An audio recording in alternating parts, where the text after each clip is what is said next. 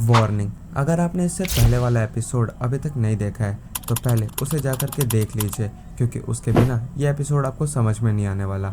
And अगर आपने इसके पिछले वाला एपिसोड देख लिया है तो चलिए शुरू करते हैं इस एक्सप्लेनेशन को। अब हमें तांजीरो को दिखाया जाता है जिसने और ज्यादा खाना मंगवा लिया है। वो यहाँ पे दोबारा से अपना खाना खाना शुरू कर देता है और यहाँ काकुशी उनसे उस 3 लड़कियों के बारे में सवाल पूछता है। तो तांजीरो बताता है कि यहाँ पे अभी कोई भी क्रिटिकल पेशेंट नहीं है, इसीलिए वो उसकी बहन नेजुको के साथ खेल रहे हैं। एंड इस बहाने उसकी बहन और भी ज्यादा नए वर्ड सीख रही है। एंड फिर काकुशी उस येलो हेड वाली लड़की के बारे में पूछता है एंड हमें जेनुत्सु को दिखाया जाता है जो कि अब बटरफ्लाई मेंशन आ चुका है। उसके यहाँ आते ही उसके सर पे एक पंखुड़ी पड़ती है। अब यहाँ कियो बाहर आती है एंड वो देखती है कि जेनित्सु अपने मिशन से वापस आ चुका है। वो बाकी सभी को भी आवाज लगाती है एंड वो सब मिलके जेनित्सु को शुभकामनाएं देने जाते हैं कि उसने अपना मिशन कंप्लीट कर लिया। अब यह जेनित्सु को लगता है कि ये तीनों उसके बिना काफी ज्यादा अकेला फील कर रही थी, जिसपे वो तीनों कहती है कि उन्हें तो ऐसा कुछ नहीं लग रहा था। एंड ये सुन के जेनित्सु थोड़ा सा उदास हो जाता है। तभी यहाँ पे आयो भी खेलते खेलते आ जाती है। जेनित्सु को लगता है कि आयो तो पक्का उसके बिना लोनली फील कर रही होगी, जिसपे आयो कहती है कि उसे भी ऐसा कुछ नहीं लग रहा था। तभी वहाँ पे नेजुको आती है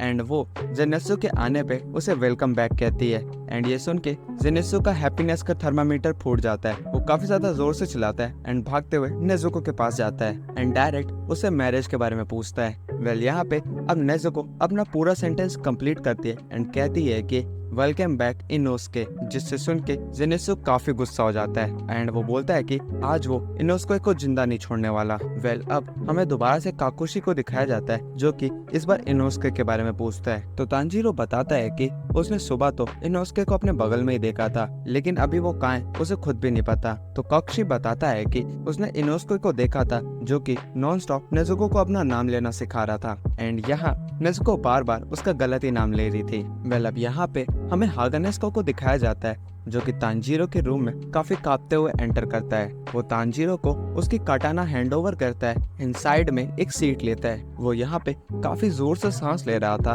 एंड वो इसी सांस के बीच में तांजीरो को उसकी कटाना देखने के लिए कहता है। तांजीरो यहाँ हागानेस्का की हालत देख के काफी ज्यादा परेशान होता है, लेकिन फिर वो उस कटाना को देखता है जो कि काफी बेहतरीन तरीके से पॉलिश की गई थी। यहाँ पे इस कटाना में फ्लेम भाषा का गार्ड भी लगा हुआ था एंड उस गार्ड के ठीक ऊपर स्ले नाम का वर्ड लिखा हुआ था, जिसके बारे में तांजीरो हागानेस्का से पूछता है। तो हागानेस्का बताता है कि जिस भी स्वॉर्डस्मिथ ने ये स्वॉर्ड बनाई थी वो बस यही चाहता था कि इससे सारे के सारे डीमंस को मार दिया जाए एंड उसने इसमें अपना नाम लिखने के बजाय स्ले वर्ड का यूज किया है। वेल इस स्वॉर्ड के बाद से रैंकिंग सिस्टम स्टार्ट हुआ था एंड अब सिर्फ हाशा के स्वॉर्ड्स में स्ले द डेविल लिखा जाता है। अब यहाँ पे तांजीरो बोलता है कि ये वर्ड उसने पहले तो नहीं देखा था जब वो पहले स्वॉर्ड को चला रहा था। तो हागानेस्का बताते हैं कि जब वो अपनी फर्स्ट रस्टिंग कर रहे थे तभी तांजीरो ने उससे ये स्वॉर्ड छीन ली एंड उसकी वजह से उन्हें ये सारी रस्टिंग का प्रोसेस दोबारा से करना पड़ा। अब वो इस बात पे इतना ज्यादा गुस्सा हो जाते हैं कि वो तांजीरो के गाल खींचना शुरू कर देते हैं और कहते हैं कि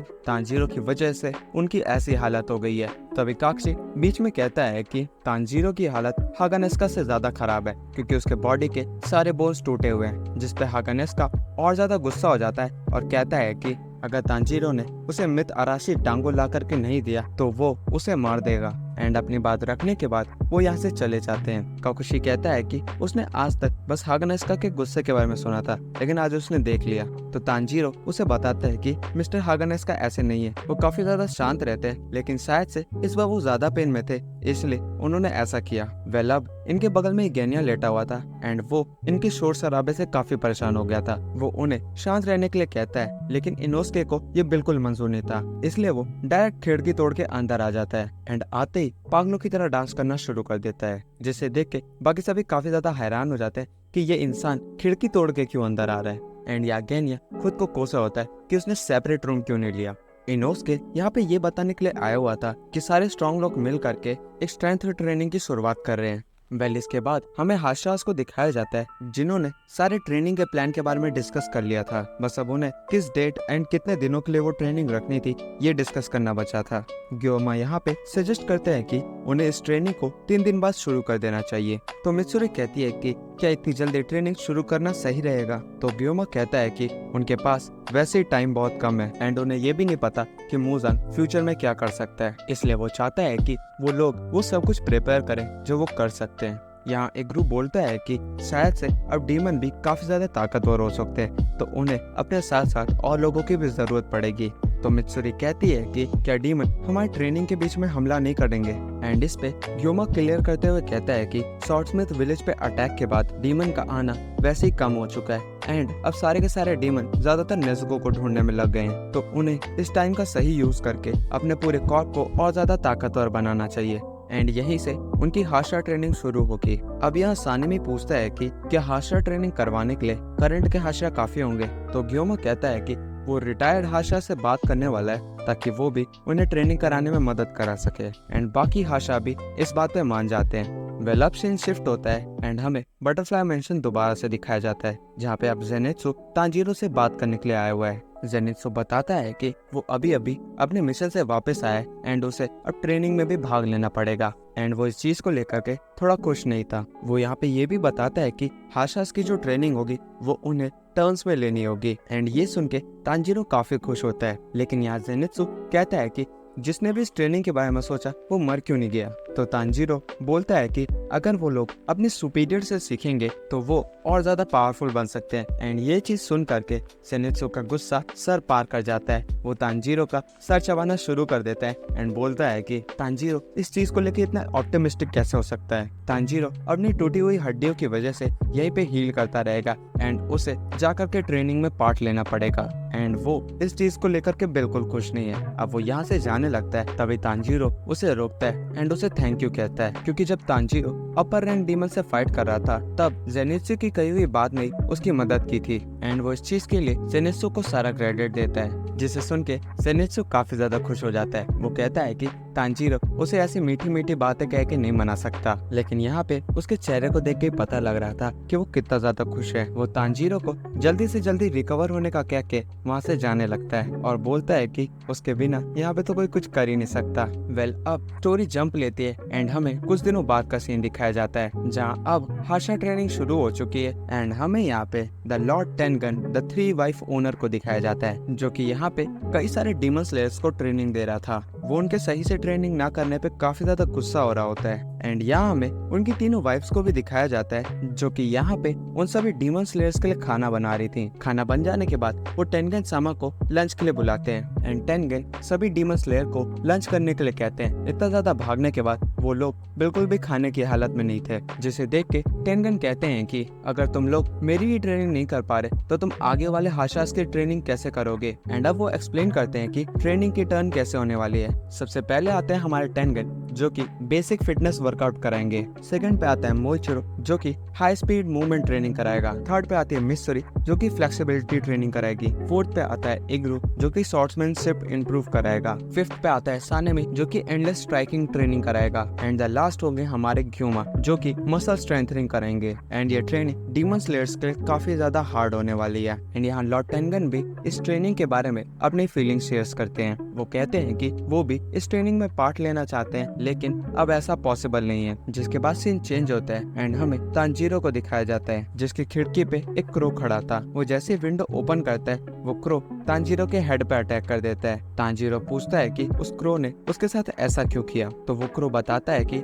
मास्टर ने तांजीरो के लिए एक लेटर भेजा है एंड अब तांजीरो उस लेटर को खोल के पढ़ता है। इसमें लिखा था कि मिस्टर ग्यायो ने हाशा ट्रेनिंग में पार्ट नहीं लिया है एंड ये पढ़ के तांजीरो काफी शॉक होता है। अब नेक्स्ट सीन में हमें ओबयाशिकी मेंशन दिखाया जाता है, जहाँ पे लेडी अमा ने ओबयाशिकी की पट्टियां चेंज कर रही थी। वो बताती है कि सारे हाशास ने ट्रेनिंग करना शुरू कर दी है। वो ओबयाशिकी की फीलिंग एंड विल को अपने अंदर लेकर के चल रहे हैं एंड वो अपनी पूरी जान से मूजांग से लड़ने के लिए तैयार हैं। अब ओबयाशिकी अमाने को थैंक्स कहता है उसकी इतनी केयर करने के लिए एंड ये सुन के लेडी अमाने रोना शुरू कर देती हैं। वेल इसके बाद से शिफ्ट होता है एंड हमें लेडी तमायो का घर दिखाया जाता है, जहाँ पे लेडी तमायो अपनी रिसर्च में लगी हुई थी। लेकिन तभी वहाँ पे एक क्रू आता है जो कि लेडी अमानो को गुड इवनिंग कहता है एंड बोलता है कि इतनी रात को इस विंडो को खोल के रखना काफी ज्यादा खतरनाक है। अब यहाँ वो क्रू बताता है कि वो काके उबेयाशिकी का मैसेंजर है एंड उसका कोई भी इंटेंशन नहीं है उन लोगों को हार्म करने का। तो लेडी तमायो पूछती है कि उसे इस जगह का पता कैसे चला। तब वो क्रू बताता है कि उसने इस जगह का पता ह्यूमन नेटवर्क के थ्रू लगाया। बाय द प्रीवियस ओनर उसने ये पता किया कि ये हाउस लोकेटेड का है एंड दिन के समय उसने ये जाना कि योशिरो विजन वर्क कैसे करता है। अब लेडी तमायो पूछती है कि उसे उससे क्या चाहिए और योशिरो कहाँ है। अब यहाँ पे वो क्रो बताता है कि योशिरो बिल्कुल ठीक है।